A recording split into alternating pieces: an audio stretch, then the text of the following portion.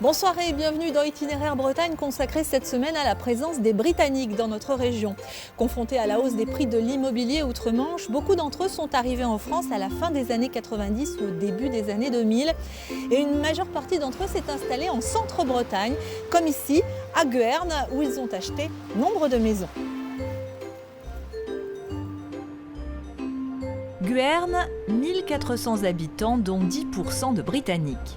À première vue, un jour d'hiver, lorsque la pluie est au rendez-vous et qu'il n'y a pas l'ombre d'un chat dans les rues, ça ne se devine pas au premier coup d'œil. Heureusement, monsieur le maire a accepté de jouer les guides. Une petite maison, caractéristique de l'habitat de la commune, qui est occupée par une Anglaise, qui est toute seule aujourd'hui. Quant à cette maison en vente depuis 2 ans, Elle est en cours d'achat, mais c'est un couple d'Anglais qui va acheter.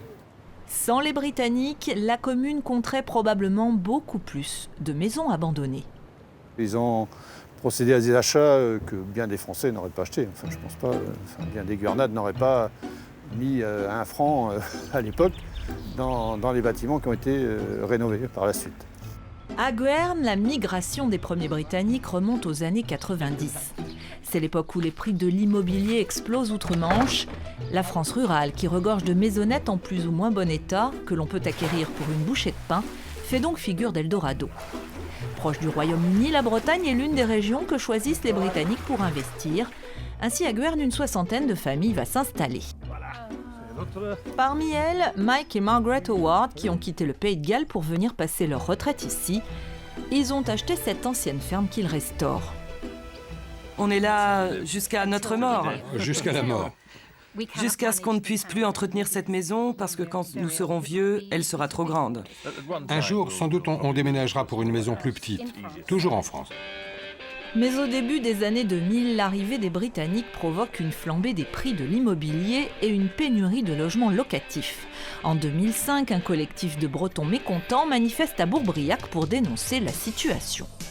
Ça s'est tassé depuis et aujourd'hui, moi j'entends plus parler de ça. Enfin, les prix se sont peut-être aussi régularisés et on n'a pas ce décalage qu'il y avait il y a 15 ans.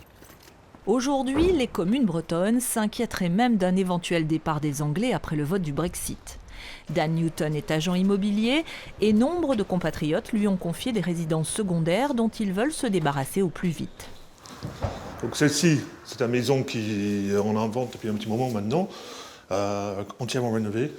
Actuellement, c'est le marché au prix de 79 000 €, frais d'agence inclus. Donc les Anglais qui ont rénové, suite au Brexit, ils souhaitent vendre maintenant, quoi. Mais Dan le sait, cette maison-là sera difficile à vendre. Car si certains Britanniques quittent la France, d'autres arrivent, des pro-européens qui veulent rester dans l'UE. Ils sont plutôt jeunes et aisés et recherchent d'autres types de biens. Donc les chambres qui fait à peu près 12 mètres carrés par pièce. Maintenant, c'est les déménageants familles entières, donc qui cherchent les maisons appropriées avec des budgets qui vont, on va dire, de 150 000 € à 1 million d'euros, quoi. Et il y en a de plus en plus ? De plus en plus, ouais. Alors va-t-on assister à une nouvelle vague d'arrivées en provenance du Royaume-Uni ?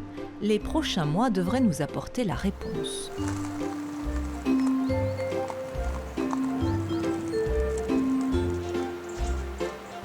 Alors dans le reportage, vous avez découvert Mike et Margaret qui se sont installés à Guernes en 1999.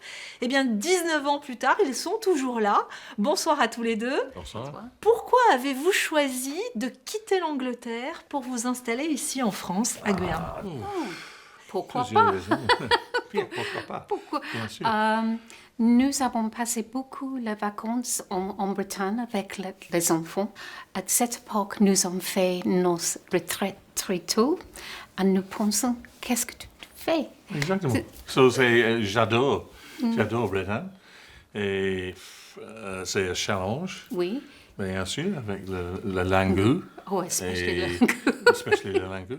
Mais aussi, c'est une culture différente.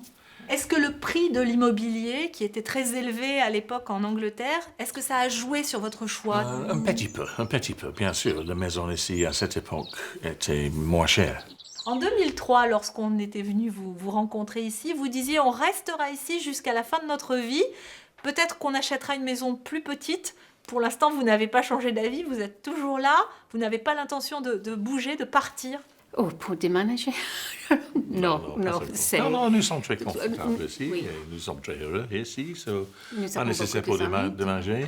Nous avons beaucoup des amis, nous avons joint beaucoup des associations, beaucoup d'événements ici. Nous aidons avec les fêtes et les associations à Gouin et Lorient et les choses comme ça. Mais en 2016, le Brexit est venu jeter un froid. Installé depuis plus de 15 ans à l'étranger, le couple n'a pas eu le droit de voter au référendum. Pro-européens, Mike et Margaret n'ont toujours pas digéré la décision de leurs compatriotes. Le Brexit, pour nous, c'est stupide. Absolument. C'est stupide. Et je ne sais pas pourquoi le vote, nous sommes étonnés par ça. Choqué. Est-ce que ça vous inquiète?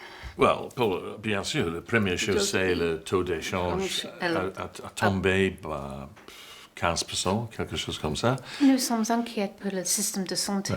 Pour voyager entre autres pays, peut-être nous avons besoin d'un visa aussi parce que nous ne serons pas citizens de l'EU. Nous sommes plus inquiets pour les Bretons, par exemple, les agriculteurs, les pêcheurs, les effets de Brexit sur les pays ici. Vous vous sentez plus européen finalement qu'anglais, que britannique? Plus européen qu'en britannique à ce moment. Oui. Bien sûr. Merci à tous les deux. Merci Oh beaucoup. non, merci. c'est un plaisir. Plaisir. Oh. Voilà, et demain nous verrons comment les Britanniques ont contribué à faire revivre certaines communes du centre-Bretagne. Très bonne soirée.